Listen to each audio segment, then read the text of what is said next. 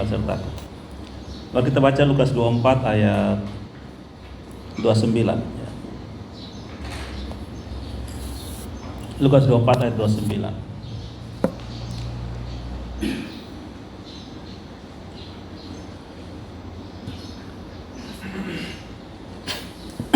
Ya, mari kita baca sama-sama satu ayat ini.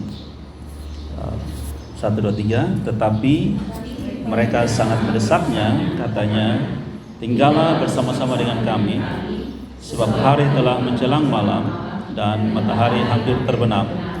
Lalu masuklah ia untuk tinggal bersama-sama dengan mereka. Amin. Ya. Ini bacaan yang beta sedikit berbagi ya. Beta sebenarnya sudah sempat share sedikit berbagi hari minggu kemarin, diminta untuk menyampaikan firman Tuhan di satu gereja, dan bagian firman Tuhan ini kita bagikan. Dan di situ beta kasih judul, punya temanya adalah tinggal sertaku, abide in me, abide with me. Ya. Ketika beta coba menggali lebih dalam tentang istilah ini,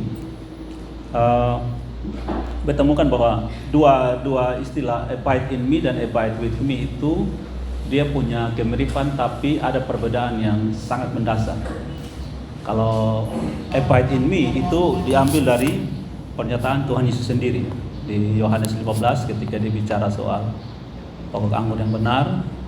Ayat 5 dia katakan bahwa tinggallah di dalam aku dan aku dalam kamu. Abide in me and I in you. Itu punya makna spiritual yang sangat mendalam. Dan Yesus tegaskan begini, kamu itu ranting.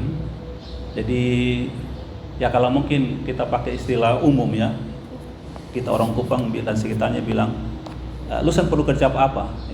Tinggal saja, karena ranting itu kan sarjana pertanian, Pak Adi yang lebih tahu karena punya kelompok tani. Ya, ranting itu kan dia mau dibilang cuma nempel dan tidak buat apa-apa gitu. Ranting itu cuma tempat di mana daun ada dan buah bergantung. Itu saja. Tapi proses pertumbuhan sampai bisa hidup dan segala macam itu kerja akar, batang, dan daun. Ranting nempel saja gitu supaya buah itu kelihatan. Buah itu bisa dilihat. Nah, Yesus mau bilang bahwa kami, kan dia jelas-jelas dia tegaskan, kamu adalah ranting. Kamu ranting. Nah, kita punya persoalan besar sehingga Tuhan Yesus tegaskan itu, dia bilang tinggallah di dalam aku. Dia 2 kali ucapan itu, tinggallah dalam aku. Tapi kau punya masalah, tinggal di dalam itu kau kan pemalas, kau lebih suka pasir di luar gitu, daripada tinggal di dalam. Lebih suka jalan-jalan dan menunjukkan bahwa kita mampu, kita bisa. Tapi Yesus bilang tinggal di dalam, abide in me and I in you. Nah, sedangkan abide with me, ini kalimat yang terkenal dari bacaan yang kita baca ini. Dalam ayat 29 dari Lukas 24, orang-orang itu mendesak Yesus, abide with me. Nah, kalau abide in me itu dia makna lebih mendalam adalah dalam sisi spiritual. Kalau abide with me itu lebih kepada sisi kemanusiaan. Tinggal bersama dengan aku. Alasannya apa?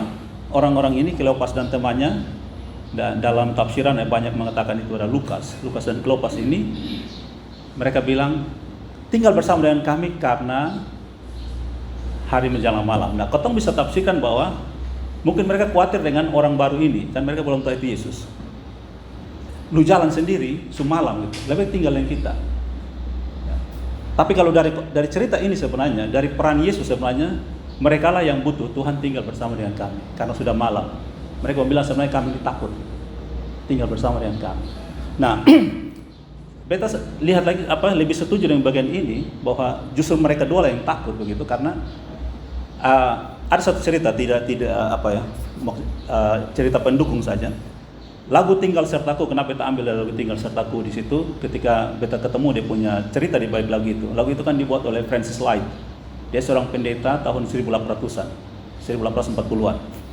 Nah, satu saat ketika dia sakit TBC, lalu dokter sarankan dia lebih baik bapak berhenti pelayanan, istirahat dulu. Lalu dia setuju, oke, istirahat. Nah, dia memberikan khotbah yang terakhir itu dari bacaan ini. Itu khotbah dia yang terakhir sebelum dia istirahat. Dari Lukas 24 ini cerita tentang Kleopas dan temannya menuju Emmaus. Dan setelah dia selesai pelayanan berkhotbah, dia ingin buat lagu. Dan dia hanya mampu membuat sampai di lirik lagu dengan judul Tinggal Sertaku. Dan dia cari orang, siapa yang kira-kira bisa membuatnya menjadi lagu, pasang melodinya. Lalu dia kenal dengan William Henry Monk, yang kita tahu artinya memakai melodi dari Henry Monk ini. Dan ternyata Henry Monk ini dia baru saja mengalami kedukaan karena dia punya anak perempuan umur 3 tahun meninggal. Dan setelah anaknya meninggal itu, dia membuat satu lagu tapi belum ketemu syair. Dia hanya dapat melodinya yang dikasih judul Eventide. Eventide itu bicara tentang evening itu, menjelang sore menjelang malam. Nah, lalu ketemulah syair dari Francis Light, pendeta, dengan Henry Monk ini, pembuat lagu. Jadi sebenarnya lagu Tinggal Sertaku itu, dia berada di dalam cerita kematian dan penderitaan. Gitu. Makanya kalau kita lihat dia punya melodi itu sangat menyentuh, gitu. Rasanya seperti apa gitu. Tinggal sertaku, hari telah senja. Melodinya itu sangat-sangat membuat kita ya menjelang malam gitu. Nah, jadi itu cerita sampai ya muncullah lagu itu.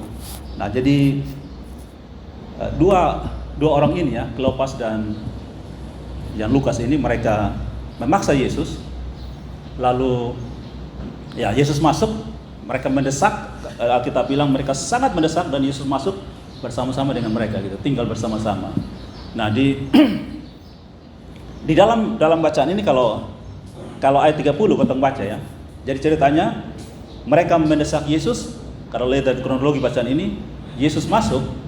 Setelah masuk langsung seperti ada kronologi yang terputus. Karena tidak ada mereka bicara apa, mereka persilakan Yesus duduk atau tidak, kan tidak ada situ. Jadi langsung dia loncat kepada scene, kepada adegan di mana ayat 30, waktu ia duduk makan dengan mereka, ia mengambil roti dan mengucap berkat. Jadi ceritanya kan 29-30 ini seperti satu gambaran yang berubah peran. Kalau Lukas dan Kleopas menjadi pemilik rumah, mendesak Yesus masuk dan bertamu, begitu kan?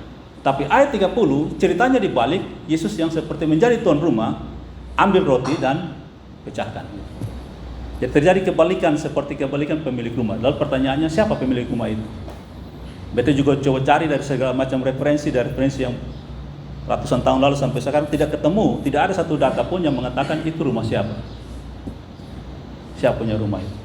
Mungkin Pauluan punya rumah, tidak ada yang tahu. Tidak ada yang tahu siapa pemilik rumah itu. Nah, lalu kita coba cari tahu kenapa Yesus yang memecahkan roti. Nah, dalam tradisi orang Yahudi kuno waktu itu, kan mereka senang sekali menyambut tamu gitu. Makanya mereka punya rumah kan ada satu sisi tangga di luar, jadi siapapun mau datang bertamu silakan. Mereka sangat-sangat menghargai tamu. Kenapa? Itu cerita mereka ambil dari tradisi Abraham menyambut 3 orang itu. Jadi mulai saat itu orang Yahudi sangat senang menyambut tamu. Makanya ada dalam surat Petrus ya, dia bilang, Ibrani atau Petrus kalau tidak salah, dia bilang bahwa berilah tumpangan kepada orang asing, karena siapa tahu itu malaikat. Nah, itu dari cerita Abraham menyambut 3 orang itu. Nah, jadi mereka memaksa Yesus masuk. Nah, dalam tradisi orang Yahudi kuno, kalau misalnya tamu itu sangat dihormati, tamu itu tamu istimewa, dia seorang pemimpin, dia sangat dihormati, maka dia akan dikasih kesempatan untuk pecahkan roti. Ambil roti dan pecahkan gitu. Berarti dalam cerita ini, walaupun mereka tidak kenal itu Yesus, mereka tidak tahu siapa, tapi mereka tahu orang ini orang yang bukan orang biasa, ini tamu istimewa gitu. Nah, bisa jadi juga didukung dengan cerita setelah itu kan mereka dua bilang gini, hati kita berkobar-kobar sepanjang dia cerita di jalan gitu kan. Dia ini orang yang spesial gitu ya. Nah, ayat 30 dibilang Yesus pecahkan roti, lalu ayat 31 ayat 30 Yesus pecahkan roti dan berikan roti itu kepada mereka. 31 bilang ketika itu terbukalah mata mereka dan mereka pun mengenal dia, tetapi ia lenyap dari tengah-tengah mereka. Pertanyaannya, bagaimana sampai mereka bisa kenal itu Yesus? Apakah mereka ingat Yesus pecahkan roti di perjamuan malam terakhir? Tidak, karena mereka tidak ada di situ.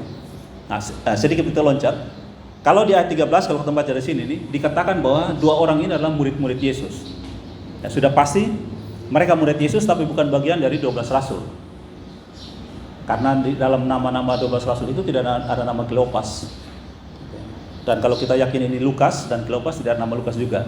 Tapi tafsiran mengatakan bahwa mereka 2 ini kemungkinan besar bagian dari 70 murid.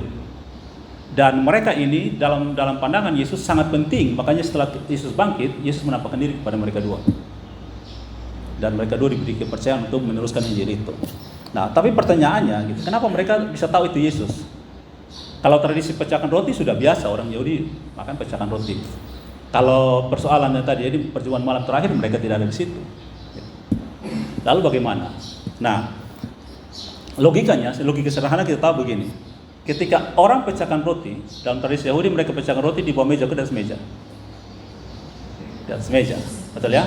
Pecahkan roti pakai kaki, pakai tangan? Pakai tangan. Nah, ketika orang ini pecahkan roti, apa yang terlihat? Bekas pakunya. Mereka harus tahu. Ketika mereka sadar, apalagi kan pecahkan roti dan sorong gini kan. Ketika sorong mereka lihat, wih tangannya berlubang, ini Yesus. Langsung Yesus lenyap dari tengah-tengah mereka. Nah, itu apa ya? Mungkin karena waktu juga ya, beta persingkat dengan satu hal mungkin yang kita pelajari di sini adalah sangat penting untuk kita belajar setiap potong ini.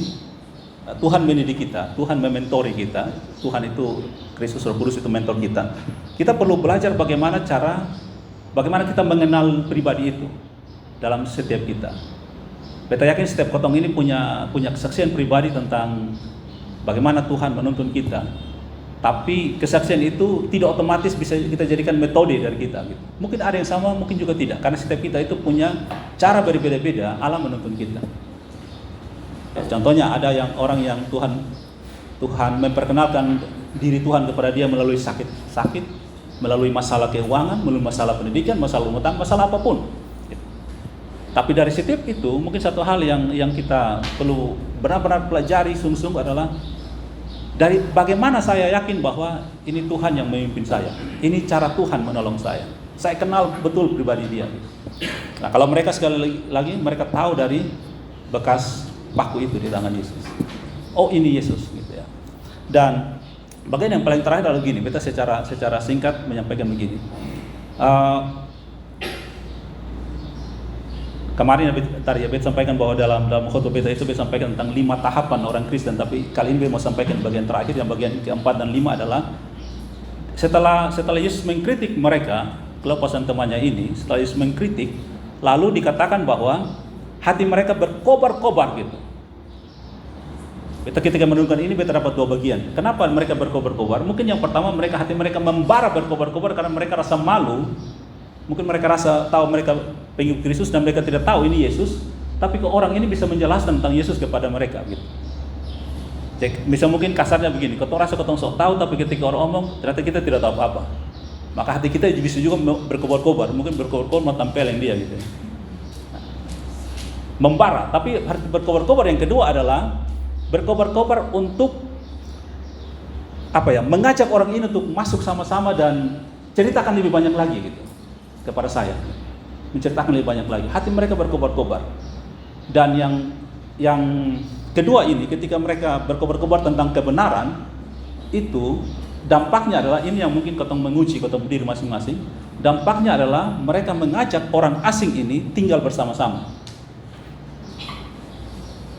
Kalau sepanjang jalan misalnya ketemu berjalan dengan orang dan kau terasa orang ini tidak cocok, frekuensinya berbeda dan dia menjengkelkan, pasti kita tidak akan ajak dia untuk nanti besok ketemu jalan deh. Apalagi malam tidur di bete, tidak. Lu di mana kok? Tidur di pasar sana. Tapi berarti orang ini memberi pengaruh yang positif kepada Lukas dan Kleopas ini. Nah, terus yang bagian penutup adalah setelah mereka punya hati berkobar-kobar, hati mereka terbuka kepada Kristus, mereka ajak Yesus tinggal bersama-sama dengan mereka. Lalu setelah mereka tahu itu Yesus, yang mereka lakukan adalah sekalipun itu malam, kita tidak tahu itu jam berapa, tapi yang pasti sudah malam, mereka bisa kembali ke Yerusalem yang jaraknya sekitar 7 mil, 11 km lebih, kembali untuk memberitakan bahwa Yesus sudah bangkit. Nah, ini bagian penutup bagi kita adalah ketong memberikan refleksi, apakah kita benar-benar telah mengenal Kristus? Dan kita bilang, saya kenal Kristus, saya sudah dibaptis, saya sudah siri, saya sekarang ini melayani di PPA, di gereja dan seterusnya, Tapi apakah hati kita masih berkobar-kobar dan terbuka kepada Dia? Dan efek dari hati yang berkobar-kobar dan terbuka adalah, saya mau beritakan Injil melalui kehidupan saya. Banyak orang yang melayani, ya ada juga yang berkobar-kobar, tapi mungkin dia melayani karena prestise, melayani karena mungkin dia sudah punya nama baik, melayani karena dia punya talenta, tapi hatinya tetap tertutup kepada kebenaran. Sehingga ketika di tengah-tengah dia melayani, dia menghadapi tantangan dan menghantam pribadinya dia mundur dari pelayanan. Banyak orang yang militansi tapi otaknya tidak diisi dengan kebenaran. Militansi tanpa isi. Militansi itu sangat bersemangat, tapi otak dan hatinya itu kosong. Ya, karena dia menutup diri untuk mengenal ini sebenarnya siapa yang saya sedang layani. Tapi dua orang ini, walaupun Yesus kritik mereka, Yesus bilang kosong ini bodoh. Nah, ini yang unik, Pak Mama, teman-teman semua. Nah, ini bagian benar-benar terakhir. Ini bagian yang unik. Yesus itu tidak sembarang bilang orang bodoh. Kalau kita baca 4 Injil tentang Yesus, dia memang ada bilang orang bodoh, tapi yang uniknya ditemukan begini. Yesus itu dikerumuni oleh pelacur, oleh pesina, oleh pemungut cukai, oleh orang berdosa yang dikatakan semacam berdosa, tapi Yesus mungkin kalau beta Bapak Mama teman-teman kalau ketemu bisa kasih tahu beta, tapi beta belum pernah ketemu Yesus bilang kamu pesina bodoh, kamu pelacur bodoh, tidak pernah. Tapi yang dia bilang orang bodoh adalah satu, dalam closing statement di khotbah di bukit di Matius 7, dia bilang orang bodoh adalah bangun rumah di atas pasir. Lalu orang bodoh yang kedua adalah ketika dia cerita tentang orang kaya yang punya harta begitu banyak, dia bilang senang-senanglah begitu dengan segala kekayaanmu, tinggalkan Tuhanmu, tinggalkan semua, senang-senang saja.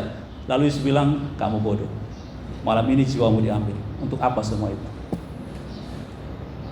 Kalau kita tarik jauh ke dalam cerita Ayub, dia hilang segala-galanya, bahkan istrinya bilang kutuk Tuhanmu dan mati, tapi dia tetap bilang terpujilah Tuhan. Nah, apakah di tengah kita punya militansi? Lukas dan Klopas ini sedang bicara tentang Yesus, sedang mungkin mereka berdebat, mereka sangat bersemangat, tapi Yesus bilang di dalam semangat kamu, di dalam militansi kamu itu kamu bodoh. Kenapa? Nah, ini persoalannya. Yesus bilang begini, kamu bodoh karena kamu tidak percaya segala yang tertulis dalam firman Tuhan. Berarti yang Tuhan mau itu jangan terima setengah-setengah. Ya Tuhan, beta senang di ini, ayat ini beta suka. Ya ini pendeta ini beta suka di khotbah. Beta tahu ini khotbah seperti apa. Ya kita memilih-milih apa yang kita suka. Hari Minggu siapa yang khotbah? Ini pendeta ayat beta pilih. Kita memilih-milih, tapi itulah yang Tuhan bilang kamu bodoh karena kamu tidak percaya segala yang tertulis. Makanya yang Yesus lakukan pertama kali setelah dia bangkit adalah Bible study. Dia ajak PA. Mulai dari Mazmur, kitab para nabi, Musa, semuanya diajar, tujuannya cuma satu, bahwa Mesias itu harus menderita untuk sampai kepada kemuliaan. Penderitaan untuk menuju kemuliaan. Ya, kita berharap Tuhan tidak bilang kita bodoh di tengah-tengah kita semangat, ya, di tengah-tengah jalan, ya. Tapi kita berharap ya Tuhan bilang, hai engkau hambaku yang baik dan setia, gitu ya. Masuklah dan turut dalam kebahagiaan Tuhan. Tuhan berkati kita semua, mari kita berdoa. Bapa di surga, kami bersyukur untuk kasih setiamu, baik kami dan kebenaran yang bisa kami pelajari dalam waktu yang singkat. Biar Roh Kudus yang membuat kami semakin mengenal dan mengasihi Tuhan. Dan di tengah-tengah semangat kami yang berkobar-kobar untuk melayani Tuhan, kami juga semakin mengenal Engkau secara pribadi. Dan kami terus berjalan bersama-sama dengan Engkau seperti Engkau rindu berjalan bersama-sama dengan kami. Terpujilah nama Tuhan dalam nama Tuhan Yesus. Haleluya. Amin.